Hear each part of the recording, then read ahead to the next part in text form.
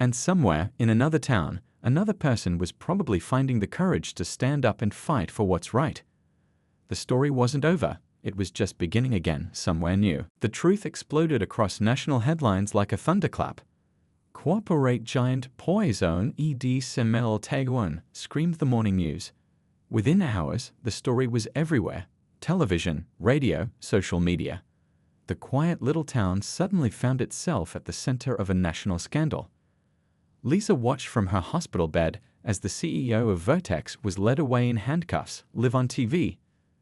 The chemical exposure during the spill had left her with breathing problems, but seeing justice in action made the pain more bearable.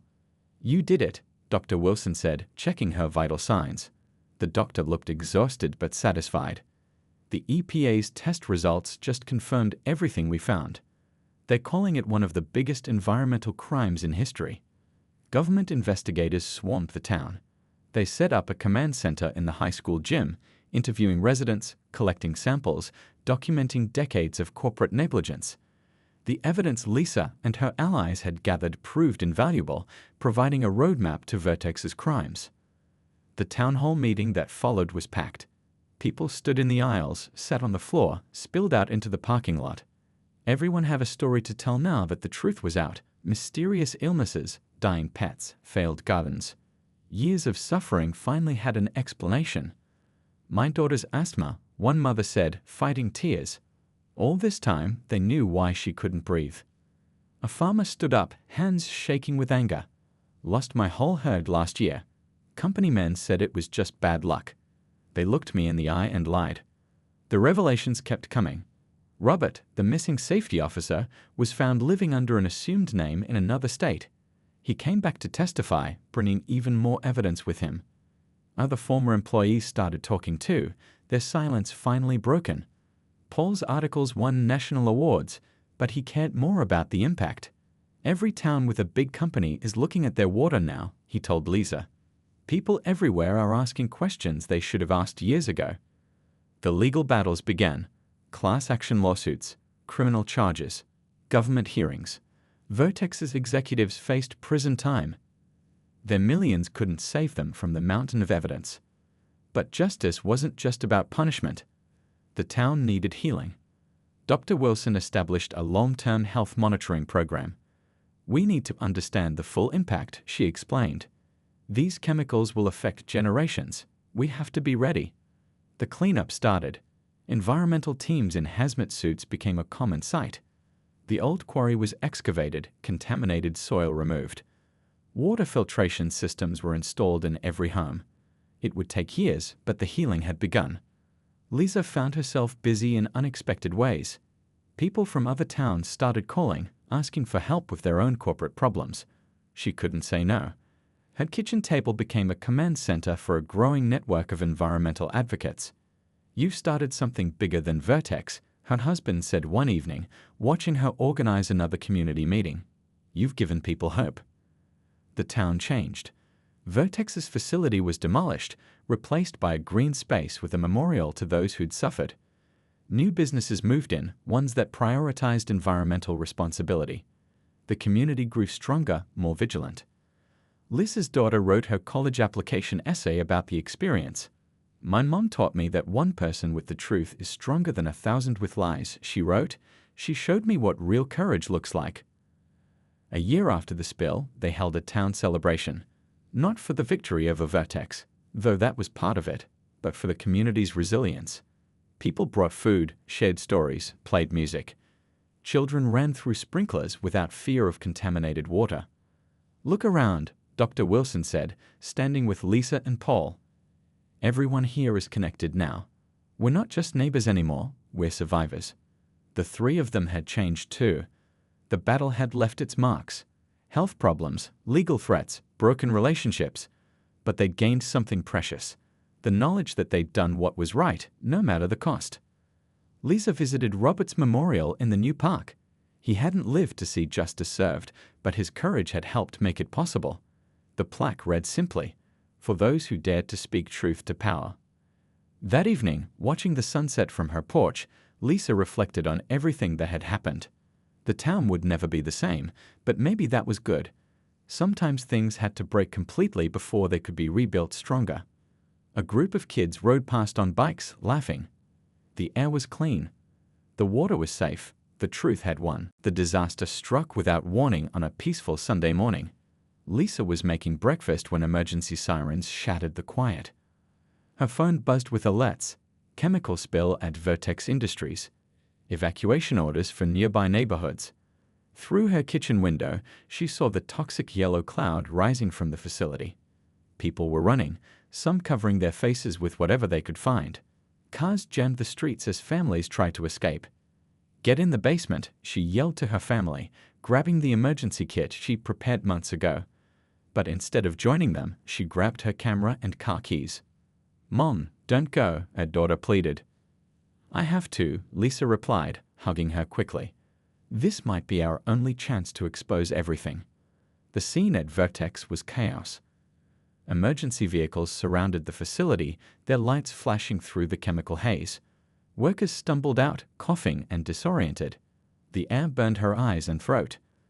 She spotted Dr. Wilson treating people in a makeshift emergency station. Their safety systems failed completely, the doctor said, helping a worker breathe through an oxygen mask.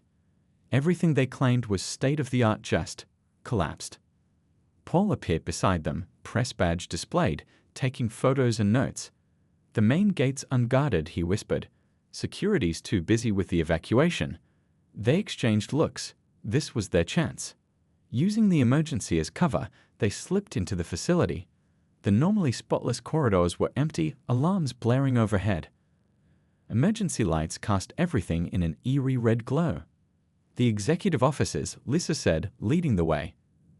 "That's where they'll keep the real records." Years of working in the building had taught her its layout. She knew which doors would be locked, which security cameras to avoid. But nothing had prepared her for what they found. The executive suite was a goldmine of evidence. In their rush to evacuate, nobody had secured the sensitive files. Computer screens still glowed, documents lay scattered across desks. "Look at this," Paul called, holding up a report. They knew the safety systems were failing. Got the warnings months ago, but ignored them to save money. Dr. Wilson found medical records, the real ones, not the doctored versions released to the public. "They've been tracking the health effects all along," she said, her voice shaking with anger. They knew exactly what their chemicals were doing to people. Lisa discovered emails revealing the truth about Robert's disappearance. He hadn't vanished. He'd been paid off and sent overseas, but not before documenting everything he'd seen. They worked quickly, photographing documents, downloading files, gathering evidence. The toxic cloud outside was growing, but they couldn't stop. This was too important. Through a window, they watched emergency crews struggling to contain the spill. People were being loaded into ambulances. The town they loved, the community they'd grown up in, was literally being poisoned before their eyes. "We've got another problem," Paul said, checking his phone. "The chemical cloud is shifting. If it reaches the river..." They all knew what that meant. The town's entire water supply would be contaminated. Thousands could get sick. Lisa grabbed the facility's emergency response plans. "There's a containment system built into the river," she said, scanning the diagrams. "But it has to be activated manually." The control room was 3 floors down in the most dangerous part of the building. The air was getting worse. Their eyes burned, breathing became difficult. "I'll go," Lisa said, but Dr. Wilson grabbed her arm. "We go together," she insisted. "All of us." They found the control room filled with toxic fumes. Working together, choking and coughing, they activated the containment system. Huge barriers rose from the river, stopping the chemicals from spreading further. Outside, they heard helicopters, news crews arriving, capturing the disaster for the world to see. There would be no covering this up. "Time to go public," Paul said, already calling his editor. "With everything we found today, plus all our previous evidence." "They can't hide anymore," Dr. Wilson agreed, still treating people in the parking lot. "Too many witnesses, too much proof." Lisa looked at the facility, now surrounded by emergency vehicles and news vans. The truth was finally coming out, but at what cost?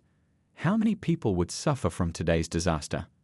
One thing was certain: Vertex's secrets were about to be exposed. The breaking point had come, not in the way they'd planned, but perhaps in the way that was needed. As she helped load another sick worker into an ambulance, Lisa realized this wasn't the end.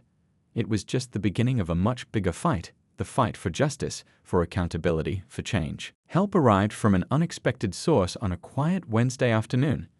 Lisa was sorting through her latest batch of threatening letters when someone knocked on her front door. Standing there was Dr. Wilson, the town's most respected physician, looking nervous but determined. "We need to talk," she said, clutching a thick medical file. "But not here. Meet me at the coffee shop in an hour." At the coffee shop, Dr. Wilson spread out her records on a corner table. "I've been tracking unusual illness patterns for the past 3 years," she explained, pointing to clusters on a map. "Rare cancers, unexplained respiratory issues, skin conditions that don't respond to treatment, all concentrated in neighborhoods near Vertex's facilities." Lisa's heart raced as she compared the doctor's map to her own records. The patterns matched perfectly. "I couldn't prove anything before," Dr. Wilson continued, "but with your evidence about the water contamination." She paused as a group of customers walked past. "We need to get this information out." That's when a man at the next table leaned over. He'd been pretending to read a newspaper, but now he pulled out a press badge. "Maybe I can help with that," he said quietly. His name was Paul, an investigative reporter who'd been trying to crack the Vertex story for years. "But I never had enough solid evidence," he explained. "Until now." Just like that, their alliance was born. 3 people with different pieces of the same puzzle finally working together. They met in secret, sharing information and building their case. Dr. Wilson brought medical records showing the spike in unusual illnesses. Paul had years of financial documents showing suspicious patterns in Vertex's spending. Lisa contributed her environmental evidence and Robert's missing files. "Look at this," Paul said during one meeting, spreading out photographs. "Vertex's CEO bought 3 new houses in the past year. But the company claims they're cutting budgets for safety equipment." Dr. Wilson nodded grimly. "Meanwhile, I've got patients who can't afford their medical bills because of illnesses likely caused by Vertex's chemicals." They worked late into the night, connecting dots, cross-referencing data, building an undeniable case. But they had to be careful. Vertex had eyes everywhere. Their breakthrough came from an unlikely source, the local high school science fair. A student's project analyzing soil samples from around town showed alarming levels of chemical contamination. The project was quickly shut down, but not before Dr. Wilson got copies of the results. "They can't hide this anymore," Lisa said, adding the soil data to their growing pile of evidence. "People need to know what's happening to their community." But speaking out wasn't easy. Paul lost his regular column at the newspaper. Dr. Wilson started getting anonymous complaints about her medical practice. Even the coffee shop owner asked them to stop meeting there. They moved their meetings to Dr. Wilson's basement, working by lamplight like resistance fighters in a war. In a way, it was a war for the truth, for their community's health, for justice. One night, Lisa's daughter asked why she kept fighting when it would be easier to give up. "Because sometimes," Lisa answered, "doing what's right is more important than doing what's easy." Their case grew stronger every day. A nurse secretly copied hospital records showing the rise in chemical exposure cases. A retired Vertex employee sent them internal memos about covered-up spills. Even the local environmental science teacher provided years of water testing data from class projects.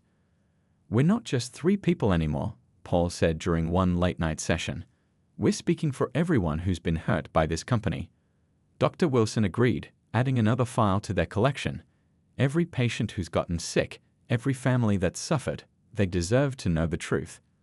The weight of responsibility was heavy, but it was lighter shared between them. They weren't just fighting for themselves anymore, they were fighting for their whole community. As they prepared to go public with their findings, Lisa looked at her allies, the dedicated doctor, the determined journalist, and all the brave people who'd secretly helped them. Together, they were stronger than any corporate threat. "Whatever happens next," she said, "we face it together." They nodded, understanding the risks but ready to take them. The truth had found its defenders, and they wouldn't back down now. The real fight was just beginning. The first warning came in the form of a flat tire, then another, and another. 3 times in 1 week, all caused by carefully placed nails in her driveway. Someone was sending Lisa a message. But that was just the beginning. Strange cars started appearing outside her house, expensive black SUVs with tinted windows. They'd idle for hours, then disappear when she tried to get a closer look. Her phone started making weird clicking sounds during calls. The electronics in her house began acting up. At work, everything changed overnight. Coworkers who'd been friendly for years suddenly couldn't meet her eyes. Conversations stopped when she entered the room. Her inbox filled with meeting cancellations and rejected requests. "Look," her supervisor said during a tense morning meeting, "there are rumors going around. Stories about you sneaking around at night, taking pictures of private property. The higher-ups are concerned." "I'm doing my job," Lisa replied, keeping her voice steady, "making sure our water is safe." He leaned forward, lowering his voice. "Vertex provides jobs for half this town. Think about what you're doing. Think about your family." That afternoon, she found a letter in her mailbox. No stamp, no postmark. Inside was a photo of her kids at school, taken that morning. Her hands shook as she read the message. "Drop it. Last warning." They were trying to scare her. And it was working. But fear wasn't the only thing they stirred up. Now she was angry too. The local newspaper ran a story the next day. Troubled employee targets town's biggest employer. The article painted her as unstable, bitter, someone with a personal vendetta against Vertex. They quoted anonymous sources claiming she'd been passed over for promotions, that she blamed the company for her father's heart attack last year. None of it was true, but that didn't matter. People started looking at her differently. At the grocery store, old friends turned down other aisles to avoid her. Her daughter came home crying because her best friend wasn't allowed to play with her anymore. "Maybe we should just move," her husband suggested one night after finding their mailbox smashed for the third time. "Start fresh somewhere else." But Lisa couldn't let it go, not after what she'd seen, not after Robert's disappearance. The truth had to come out. Her phone rang, an unknown number. "You've upset some powerful people," a smooth voice said. "But we can fix this. How does a promotion sound? Better salary, company car, full benefits for your whole family." She hung up. 10 minutes later, another call. "Think about your mortgage. Be a shame if the bank had to foreclose." That night, someone broke into her car. They didn't take anything, just left all her carefully organized evidence scattered across the seats. Another message: "We can get to you anytime." At work, her computer files started disappearing. Important emails vanished. Documents she'd saved were suddenly corrupted. It claimed they couldn't help. "System glitch," they said, avoiding her eyes. The pressure kept building. Her son's college acceptance letter mysteriously went missing. Her husband's company suddenly had budget cuts and let him go. Even her mother's nursing home called about billing issues. But for every attack, Lisa found new allies. A nurse quietly passed her hospital records showing unusual illness patterns. A former Vertex employee slipped her security footage of late-night chemical dumping. A high school science teacher shared water samples he'd been collecting for years. The truth was like a living thing now, growing stronger despite Vertex's attempts to bury it. Each threat, each lie, each attempt to discredit her only proved she was onto something big. Looking at her reflection in the bathroom mirror one morning, Lisa hardly recognized herself. Dark circles under her eyes, new gray hairs, worry lines around her mouth. But her eyes were different too, harder, more determined. She stuck a post-it note on her mirror. "The truth matters." Simple words, but they kept her going. Every morning, every threat, every setback, those 3 words reminded her why she couldn't give up. Vertex thought they could break her with fear and isolation. They didn't understand that some things were more important than comfort or reputation. Some things were worth fighting for, no matter the cost. And she wasn't fighting alone anymore.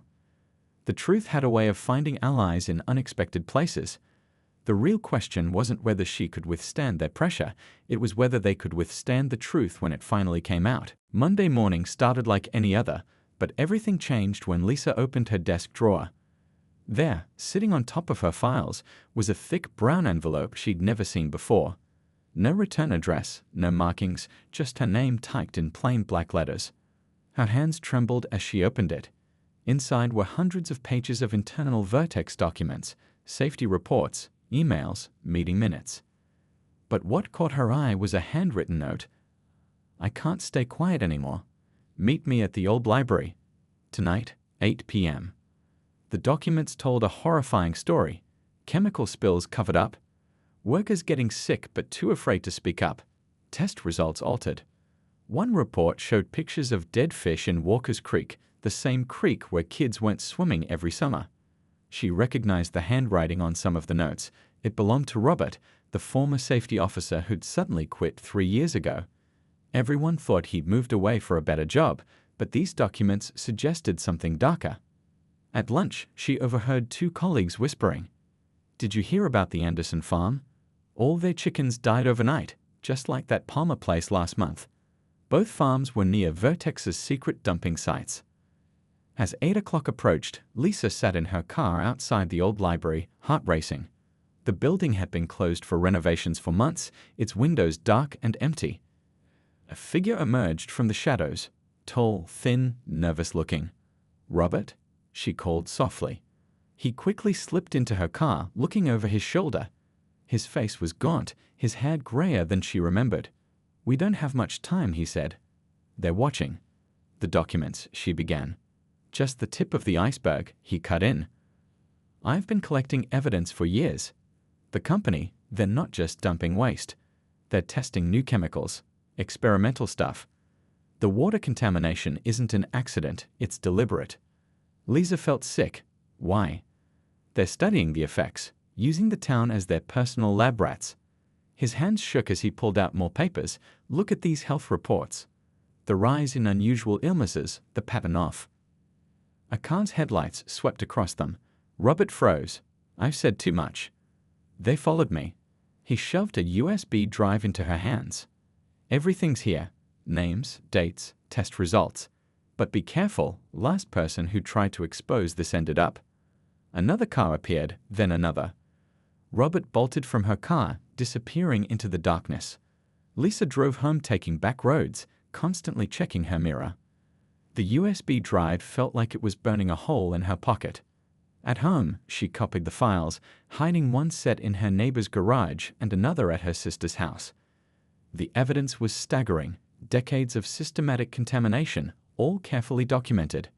The next day, Robert didn't show up for their planned meeting. His apartment was empty, mail piling up outside. His car sat in the parking lot, collecting dust. It was like he'd vanished into thin air.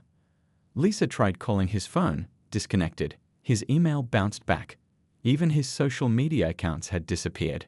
It was as if someone was erasing him from existence.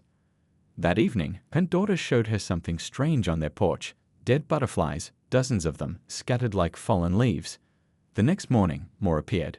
Nature itself seemed to be sending warning signs.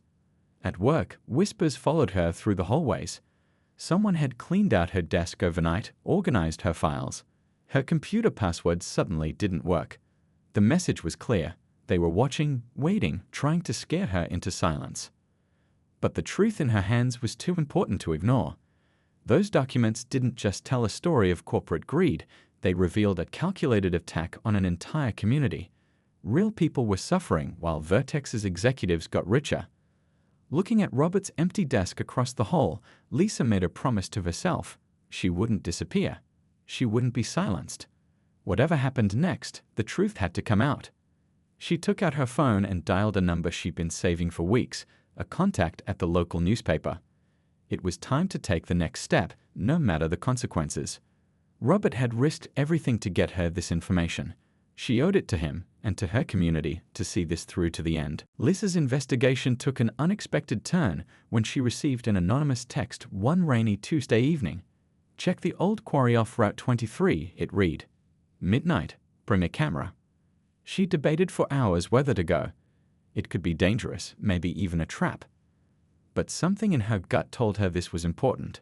She borrowed her teenager's night vision binoculars and parked her car behind Wilson's abandoned gas station, half a mile from the quarry.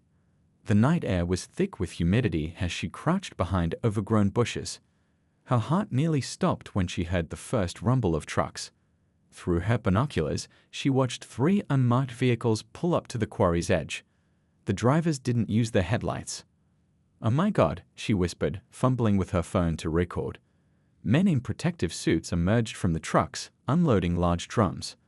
The containers had hazard symbols, barely visible in the moonlight. They weren't just dumping waste, they were hiding it. Her hands shook as she zoomed in, trying to capture every detail. The license plates, the symbols on the drums, the faces of the workers. One of them looked familiar. She'd seen him at Vertex's facility during her inspections.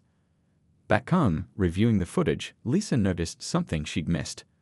The drums had date stamps, all from within the past month. This wasn't old waste being properly disposed of. This was active dumping. The next day, she called in sick to work.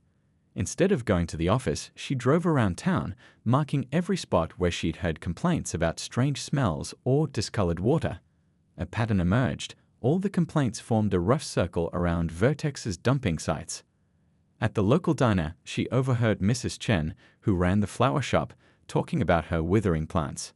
"Never happened before," the old woman said, shaking her head. 20 years I've had that shop, now everything dies within weeks." Lisa struck up a conversation, careful not to mention Vertex. Mrs. Chen's shop was downstream from the quarry. So was the community garden, which had mysteriously failed this year for the first time since it opened. That evening, she sat at her kitchen table with a map spread out before her. Red pins marked every complaint, every failed garden, every spot where the grass had turned brown for no reason. Blue pins showed Vertex's official waste disposal sites. But the yellow pins, those marked the places where she suspected illegal dumping was happening. Her daughter walked in, munching on an apple. "Mom, why does the tap water taste funny lately?" Lisa's blood ran cold. She'd been so caught up in gathering evidence, she hadn't thought about her own family drinking the water. "Honey, from now on, we're using bottled water." That night, she couldn't sleep again. The weight of what she'd discovered pressed down on her chest like a heavy stone. This wasn't just about breaking environmental laws anymore. This was about her community, her neighbors, her own children. She started writing everything down in a journal, keeping it hidden in her garden shed. Names, dates, locations, everything she'd seen and heard. If something happened to her, someone needed to know the truth. The next morning, she noticed a black SUV parked across from her house. The windows were tinted, but she could make out a figure watching her home. They knew she knew. At work, her supervisor called her into his office. "Lisa," he said, not meeting her eyes, "there have been some concerns about your recent activities." She kept her face neutral, heart pounding. "Just doing my job, sir. Making sure our water is safe." "Sometimes," he said carefully, "it's better not to look too closely at things that don't concern us." But they did concern her. They concerned everyone. As she walked back to her desk, she made a decision. She couldn't back down now, not when she was starting to uncover the truth. Whatever Vertex was trying to hide, it was bigger than she'd initially thought. Her phone buzzed, another anonymous text. "You're not alone. Keep digging." She took a deep breath, straightened her shoulders, and got back to work. The truth was out there, hidden in plain sight, and she was going to find it, no matter what it took. The morning sun had barely peeked over the horizon when Lisa walked into her office at the health department. Coffee in hand, she settled into her routine of reviewing water quality reports. A job most people would find boring, but one she took pride in. After all, someone had to make sure the town's water was safe to drink. As she flipped through the latest batch of reports from Vertex Industries, something caught her eye.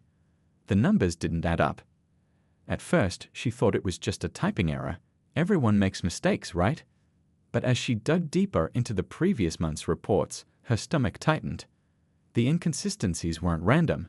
They followed a pattern. "Hey, can you take a look at this?" She called out to her colleague Tom, who'd been working there for 20 years. Tom adjusted his reading glasses and leaned over her desk, squinting at the numbers. His usual cheerful expression turned serious. "That's odd," he muttered, pulling up a chair. "These PFAS levels shouldn't swing this dramatically, especially not in a controlled environment." Lisa pulled out more files, spreading them across her desk. "Look at these two, the heavy metal readings from last quarter. They're all just slightly under the legal limit. Every single time." What are the chances of that? Tom whistled low. About the same chances as winning the lottery 3 times in a row. As Lisa dug through more records, her hands started shaking. Vertex Industries wasn't just the town's biggest company, they were the backbone of the local economy. Her own brother-in-law worked there, along with half the people she knew. That evening, instead of heading home, Lisa drove past the Vertex facility.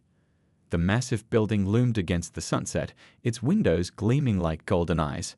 Everything looked normal, too normal. Security guards chatted by the gate, workers headed to their cars after their shift, and delivery trucks rolled in and out like clockwork. But something felt off. Maybe it was the way the grass looked yellower near the back fence, or how no birds seemed to nest in the trees surrounding the facility. Small details she'd never noticed before suddenly seemed significant. At home that night, Lisa couldn't sleep. Her mind kept racing back to those reports. If Vertex was falsifying water quality data, what else were they hiding? The thought of all those families, kids, elderly people, pregnant women, drinking potentially contaminated water made her feel sick. Her husband found her at the kitchen table at midnight, surrounded by printouts and sticky notes. "You're going to drive yourself crazy," he said gently, placing a hand on her shoulder. "I know," she replied, rubbing her tired eyes. "But if I'm right about this, people could be getting sick. Real people, our neighbors." The next morning, Lisa arrived at work early. She needed to be smart about this. If Vertex was really hiding something, she couldn't just burst in demanding answers. She needed proof, solid, undeniable evidence. She started by mapping out the water testing sites around town. On her lunch break, she drove to each location, taking photos and notes. Everything looked normal on the surface, but she noticed something strange. All the testing points were downstream from the main facility, none upstream. Back at her desk, Lisa created a detailed timeline of when the suspicious readings started. 3 years ago, right after Vertex launched their new revolutionary drug development program. The timing couldn't be a coincidence. As she stared at her computer screen, a notification popped up, another water quality report from Vertex, right on schedule. Perfect numbers as usual. Too perfect. Lisa took a deep breath and saved the file. This wasn't just about reports anymore. This was about doing what's right, no matter how scary the consequences might be. She glanced at the family photo on her desk, her kids smiling at the town pool last summer. The same pool that used the town's water supply. Her jaw set with determination. Whatever Vertex was hiding, she was going to find out. Not because she wanted to be a hero, but because somebody had to stand up for the truth. Little did she know, this was just the beginning of a journey that would test her courage, challenge her beliefs, and change her life forever.